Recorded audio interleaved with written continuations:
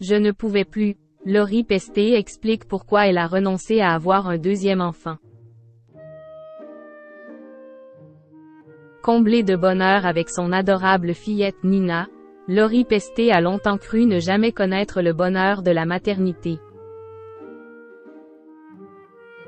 La faute à l'endométriose, un fléau qui l'a contrainte à subir une ablation chirurgicale de l'utérus et donc renoncer à avoir un deuxième enfant. C'est une décision que Lori Pesté n'a pas prise toute seule. Atteinte d'endométriose, un mal qui touche 10% des femmes en âge de procréer, la chanteuse et comédienne a dû se tourner vers la PMA pour concrétiser son rêve de devenir maman. L'adorable Nina a pointé le bout de son nez, le 11 septembre 2020, après une grossesse des plus compliquées.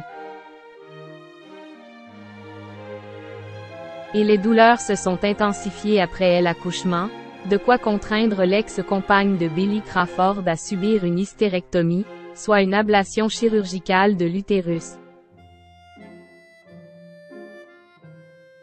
Ça a été très dur à prendre comme décision, on en a beaucoup parlé avec mon compagnon.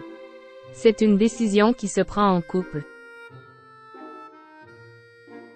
Le problème, c'est que c'est irréversible. Je sais que je ne pourrai plus jamais avoir d'enfant, expliquait-elle sur le plateau du Buzz TV. Je ne me voyais pas repartir avec des piqûres des hormones. Dans un entretien au long cours accordé au podcast In Power, l'actrice de Demain nous appartient à rembobiner les échanges précédant cette lourde résolution. Mon compagnon m'a dit que ce n'était plus possible, donc on a longtemps parlé pour savoir si on voulait un autre enfant. Yann, d'Ernocourt, NDLR, avait déjà un petit garçon qui a 12 ans, donc à la maison on a un garçon et une fille, c'est cool, c'est déjà bien. On a quand même des métiers où on bouge un peu dans tous les scènes. Et moi, je ne me voyais pas repartir avec des piqûres des hormones, une nouvelle FIV, franchement c'est épuisant, a-t-elle confié à Louise Aubéry. Avant de révéler qu'elle souffrait également d'adénomiose, une cousine de l'endométriose.